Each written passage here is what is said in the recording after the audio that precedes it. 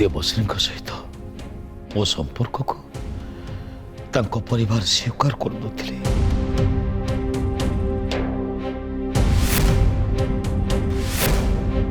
आमे दी जण आम कुलदेवी पाखे तांको साक्षी रखी विवाह करथिलु। कॉलेज पढ़ा सरीबा आगु एक देवश्री तांको घरे जणैबा चाहू नथिले। से उचित समय को अपेक्षा करथिले किंतु दिने हठात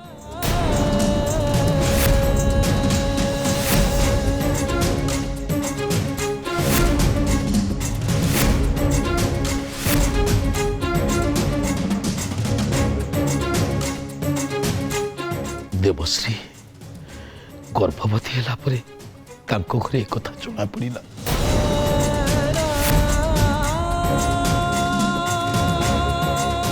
एमाने मो संगे देखा करने को चाहिए मुझे देखाली। एमाने मते मो बापा को जनइबा को कहले एमाने चाहिए मो बापा संगे कथा हेबे आम संपर्क को धूमधाम रे उजागर करिबे। जेमिति कि देवश्री गर्भरे बढ़ुवा संतान उपरको कहीं आंगुठी उठे पारिबेनी।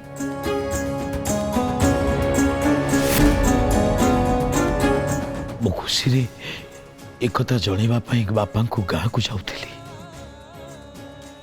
किंतु हठात बाटे दुर्घटना घटिला।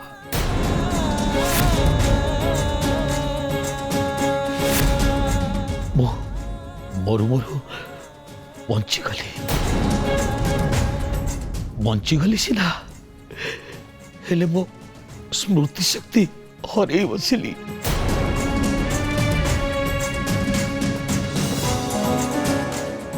आ मन पकई पारे मु केबे अम्भान त्रिपाठी थी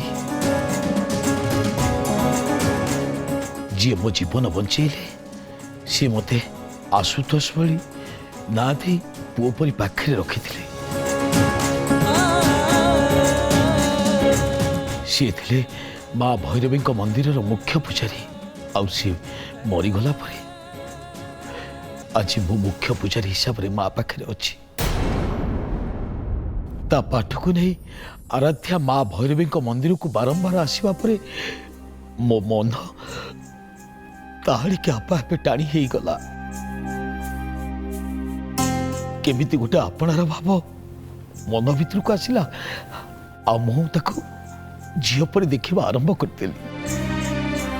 पर जानिली से प्रकृति मोहरी झील आराध्या जरिया मोर माँ सहित साक्षात है। सी मत चिन्ह पारे आ कहले जे मु तांको चोई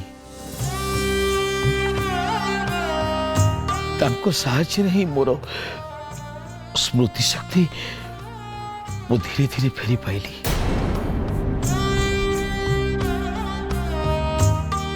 दुख रही गला जे मो स्त्री देवर्षी के मु देखा ही पारलिनी कि देखी भी पारलिनी।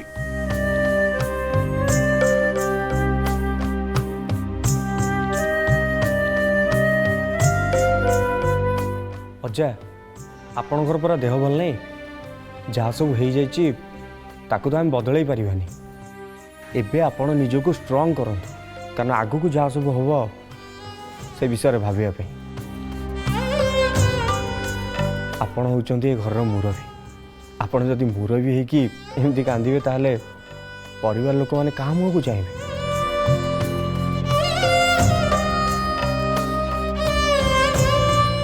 समुदी एसबू जीवनर गोटे गोटे एमती सत जहाँ आम आयतर न थाए। आपण देवी उपासक मुख्य पूजारी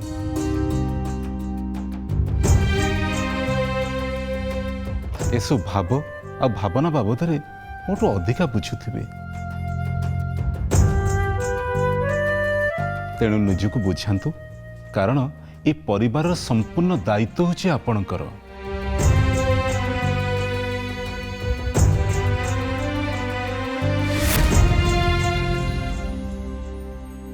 जेमिति भाविकी आसीथिली सेमिति एमानको इनसल्ट करि पारलिनी।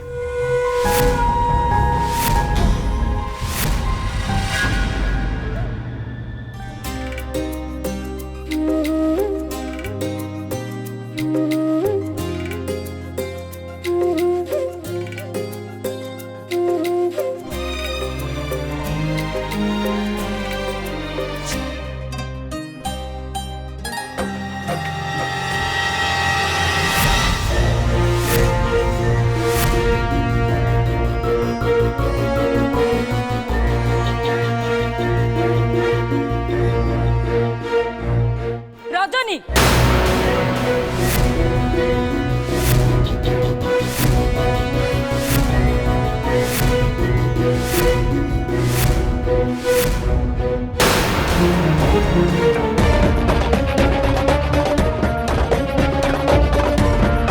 तू ए घरर चाकराणी सो निज औकात रे रहिबा शिख। घरर झियो बोंको पाखकु जाई असभ्यंक भली हसुचु कौन आंटी नहांती बोली?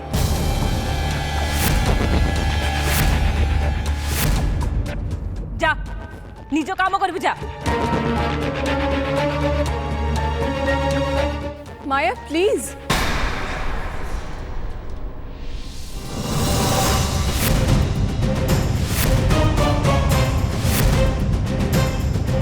रजनी हुए तो आम घर चाकराणी होई पारंती किंतु ता पूर्वर सी जड़े मनीष तम मो परी जड़े झी सो तमें एमती न कहले टिके भल लगे। आम एल्बम रु पुराना फोटोज देखि खुशी होथुलु रजनी आसे आम खुशी रे शामिल हेले एटा तो एमती किछि गोटे अभद्रामी नुहे। आमे फोटो देखथुलु सी ऐसी फोटो देखिले। छाड़ आराध्या तुमको बुझे किछि लाभ नाही। मु मो क्लास सोसाइटी कथा कहूची आ तमे तम क्लास सोसाइटी कथा कहूच। हाँ तम सोसाइटी रे ए सब कथा एक्सेप्टेड हे पारे बट तमे जो फैमिली को आसीछ से माने हाई क्लास सोसाइटी को बिलोंग करती एंड ए सब को एठी मिसकंडक्ट बोली कहा जाए।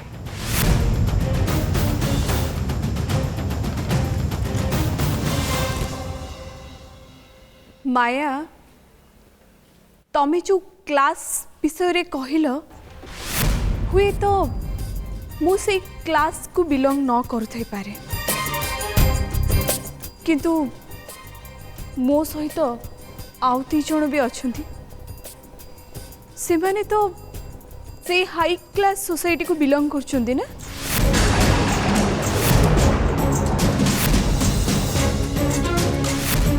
कहीं तांकर तो किसी complain नथिला।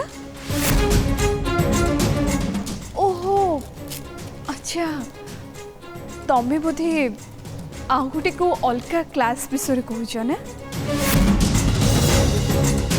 As far as I know प्रत्येक सभ्य समाज रे व्यक्ति को प्रथमे गोटे मनीष भाव में गणा जाए ता परे जाई ता परिचय खोजा जाए।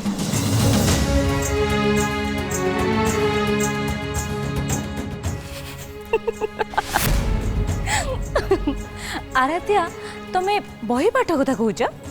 कहीं बही पाठ रे भूल लिखाई कि? नो नो नो पाठ ठीक किंतु सबु पाठ प्रैक्टिकल नुह।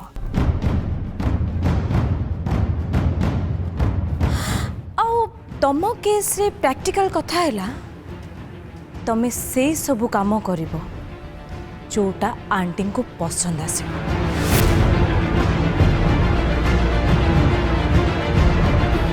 And for your kind information एठी जहाँ सब होतला से सब आंटी को आदौ पसंद आसबनी।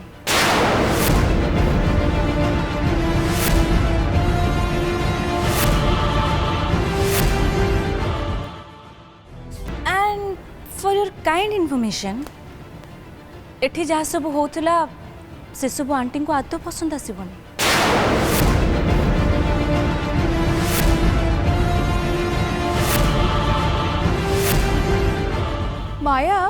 ମୁଁ ଯେତିକି ଜାଣିଛି ତମେ ଏ ଘରର ଜଣେ ପେଇଂ ଗେଷ୍ଟ, ଠିକ୍ ନା? ଠିକ୍।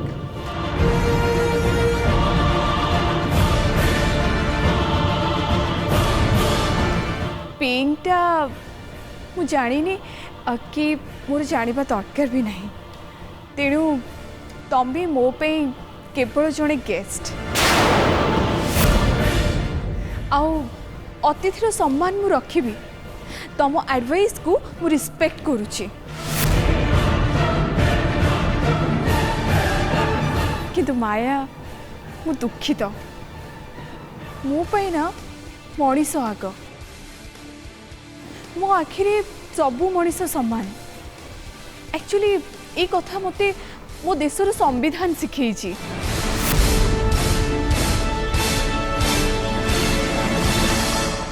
आ रहिला मामा को पसंद और ना पसंद कथा, सेटा मामा और मो भीतर कथा। मु तांको बुझीबी कि बुझेबी सेटा तमे आम ऊपर छाड़ दियो ना।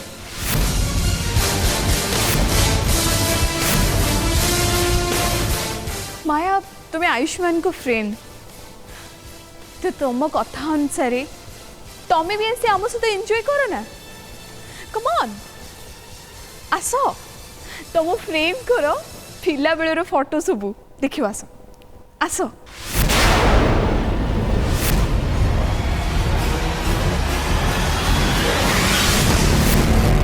तो स्वामी रो पिला दिन रो फोटो देखि खुशी होता से फुटे मु तो स्वामी को तो छोड़े नेबी।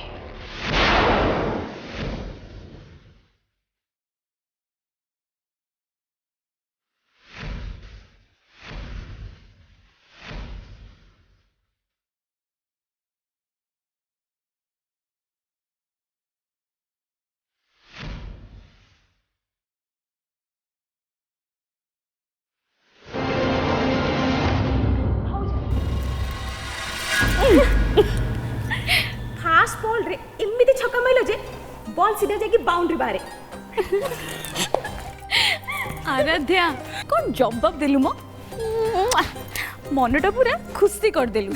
आमे सब बड़े भाबू हेले कथा गुड़ाक एमती सजेगी आमको कही आसेनी परा। जहाँ को कहती हाँ भद्र शोधन। सान भाज बहुत बहुत धन्यवाद। चाकराणी में गोटे मनीष एक कथा मो पई केही तो जने कहले। समस्ते कहूथिबे मो कथाटा तुमको केवल सुभी गला, आउ का कथा सुबिनी।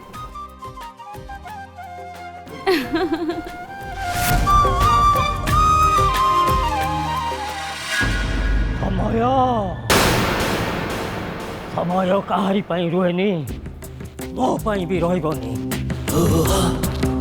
समय गढ़ी चलिबो, ता संगे मो बयस बढ़ी चलिबो। और जदि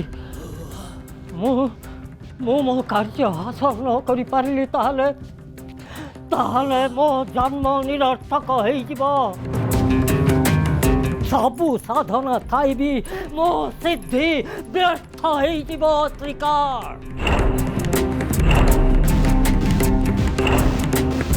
जदि सुना परुआ मो हाथकू आसवा आगु कालता खेल सारीदेव ताहले किछि निरर्थक हबनी कि किछि व्यर्थ जीवनी। महाबली आपणक महाशक्ति उपरे भरोसा रखंतु। आज राति रे आयुष्मान को मोमो अख्तियार को आनिबार सबु बंदोबस्त करि सारिछि। मो माया हाथ रे बसीकरण पठेई सारिछि। तापरे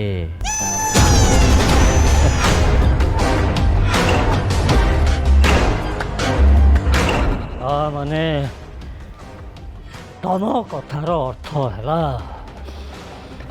ए कार्यर शेष पर्यायटा बाकी अच्छे। କିନ୍ତୁ ତ୍ରିକାଳ ସେଇଟା ତ ଅସଲ କାର୍ଯ୍ୟ। ମହାବଳୀ, ମାୟା ପାଇଁ ଏହା କୌଣସି କଠିନ କାର୍ଯ୍ୟ ହେବନି।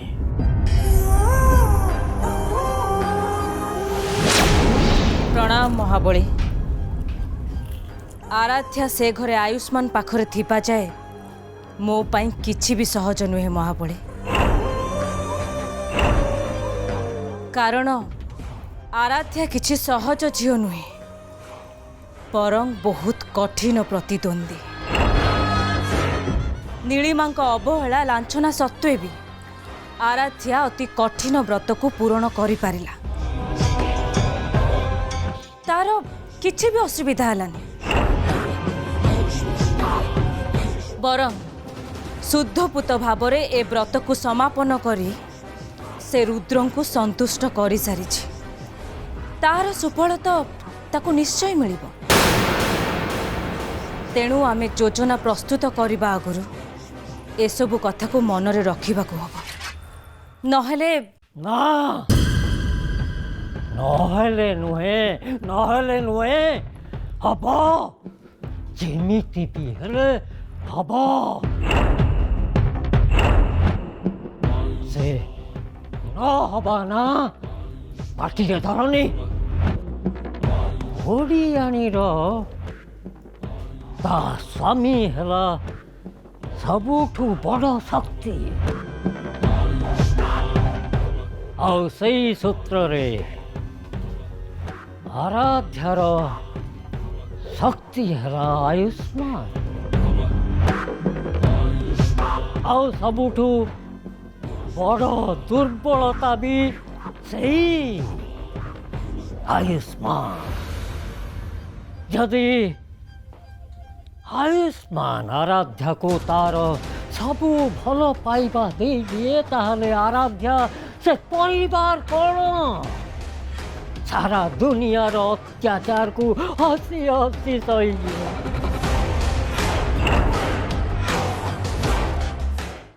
ଆଉ ଯଦି ଆୟୁଷ୍ମାନ ଆରାଧ୍ୟାକୁ ଅତ୍ୟାଚାର କଲା, ତାହେଲେ ଏ ଦୁନିଆର ସବୁ ଭଲ ପାଇବା ଏକାଠି ହେଇ ଆରାଧ୍ୟାକୁ ଶକ୍ତି ଯୋଗାଇ ପାରିବେନି। ଆରାଧ୍ୟା ଆପେ ଆପେ ଭାଙ୍ଗିଯିବ।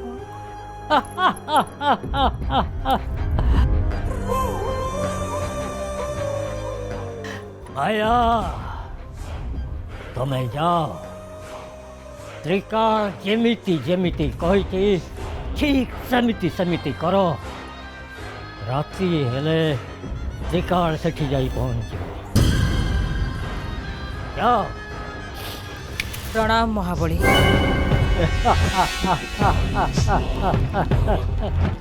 ବର୍ଷର ସାଧନା ଏବେ ସଫଳ ହେବାକୁ ଯାଉଛି।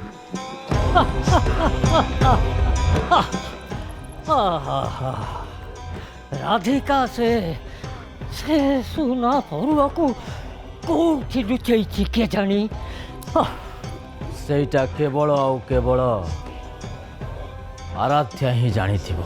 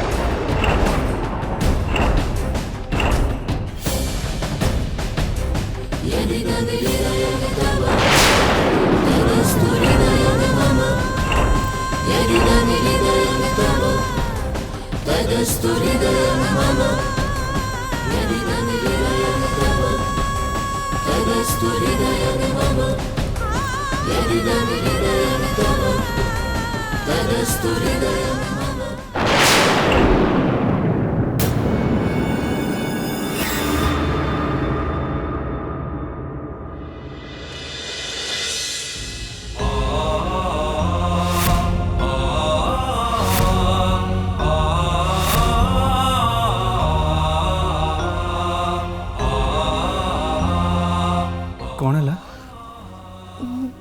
नहीं किसी नहीं मत एमती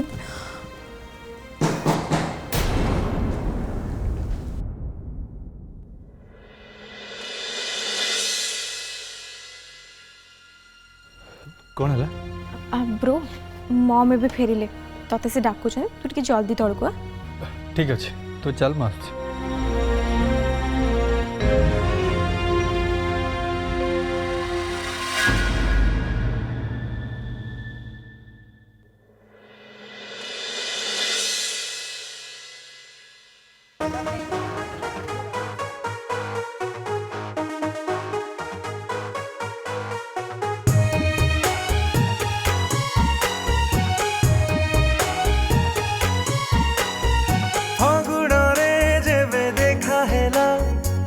आखि साथे आखि मिसी थिला फगुड़े जेबे देखा हेला आखि साथे आखि मिसी थिला मते देखी कहीं तू हसी थिलु मते देखी कहीं तू हसी थिलु बहाना रे मिछा रंग बुणी इशारा रे राग लागिला प्रेम जेबे गला फगुड़े जेबे कथा हेला ओठ कथा ओठ बुझिथिला फगुड़े जेबे कथा हेला ओठ कथा